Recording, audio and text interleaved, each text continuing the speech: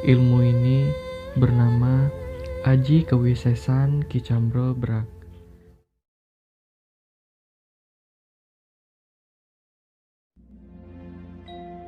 Halo teman-teman, kembali lagi di channel saya Goresan Pena.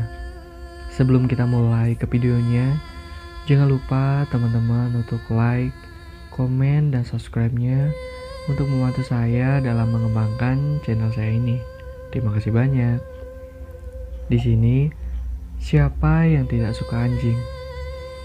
Menurut saya pribadi, rata-rata orang pasti sangat menyukai hewan yang satu ini. Mulai dijadikan sebagai hewan peliharaan, penjaga, dan bahkan yang lebih dekat lagi dijadikan sebagai sahabat. Tapi, di video ini saya tidak akan membahas tentang anjing-anjing pada umumnya. Namun, saya akan menceritakan sebuah makhluk mitologi yang berasal dari Pulau Bali dan bahkan disebut sebagai ajian pengliakan yang sangat sakti, yaitu Aji Kewisesan Ki Cambro Brak. Dalam tingkatan ini digambarkan penekun ilmu dapat merubah wujud menjadi sosok anjing kecil atau cambro dan bertubuh kurus kering atau berak, yang badannya penuh luka membusuk dan lehernya diikatkan dengan rantai yang panjang, di mana ujung rantai tersebut diikatkan ke sebilah bambu besar. Namun kadang juga diceritakan penggambaran dari wujud Ki Cambro Brak ini adalah manusia berkepala anjing yang sangat menyeramkan.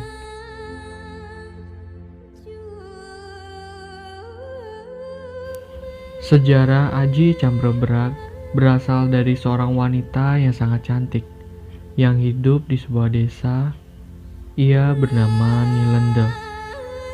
Saking cantiknya, semua pemuda-pemuda desa berusaha untuk mempersunting Nilenda. Namun, diceritakan Nilenda memiliki kegemaran dalam mempelajari ilmu-ilmu tertentu. Suatu ketika warga pun mengetahui kalau Nilenda menggunakan ilmu hitam. Hal itu membuat warga desa menjadi sangat kesal dan geram. Mereka bersepakat untuk mengusir Nilenda dari desanya.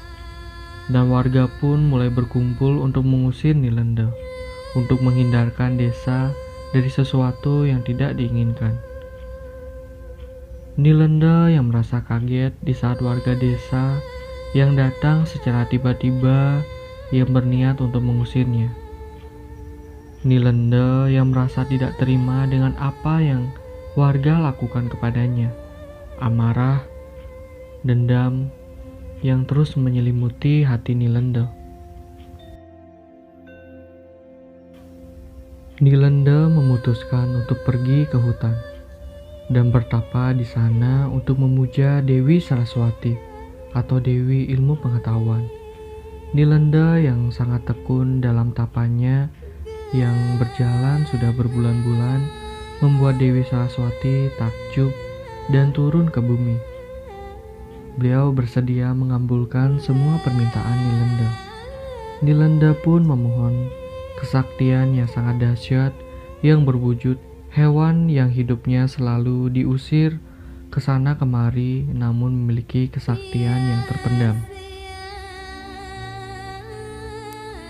Akhirnya Dewi Saraswati menganugerahkan Nilenda kesaktian yang berwujud anjing bertubuh kurus kering yang penuh dengan luka, yang bisa mengeluarkan ilusi dan membunuh korbannya dengan cara menghisap daya hidup sang korban dari lubang dubur.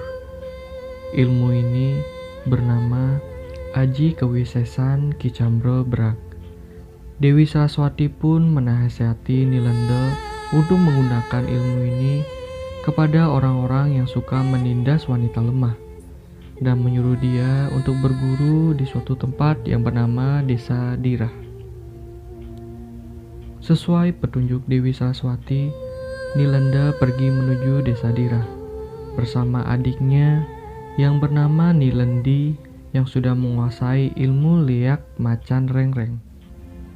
Saat sampai di Jagadira, mereka bertemu dengan Walu Natangdirah atau Ki Calonarang dan mengutarakan niat mereka untuk berguru dengannya. Mendengar hal itu, Walu Natangdirah atau Calonarang langsung menyerang mereka berdua dengan kesaktiannya.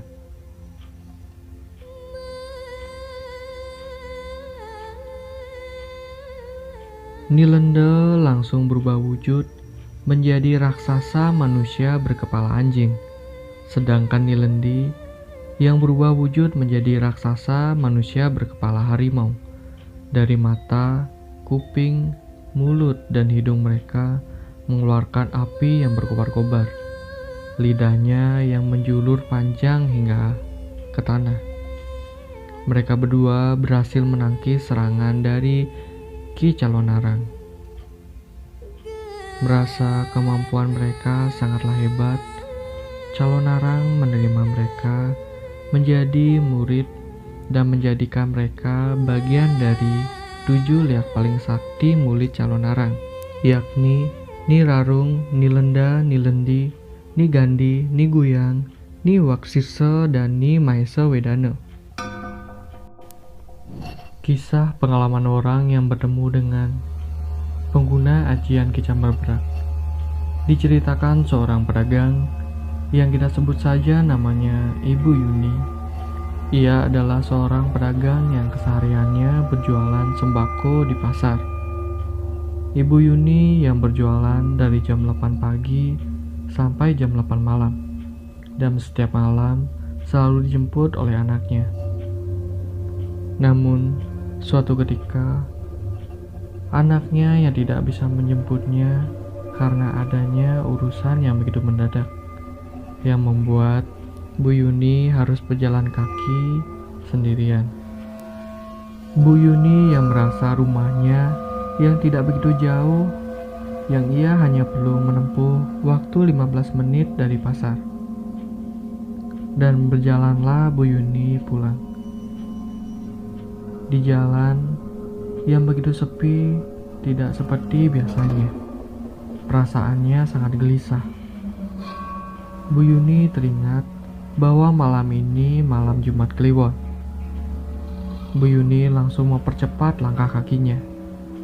Tiba-tiba, angin dingin berhembus, membuat bulu kuduknya berdiri. Perasaannya sudah tidak menentu. Jantungnya ikut berdebar. Bu Yuni mulai tidak nyaman dengan perasaannya tersebut. Entah kenapa, perasaan Bu Yuni seperti mengisyaratkan ada bahaya di depan kuburan dekat rumahnya.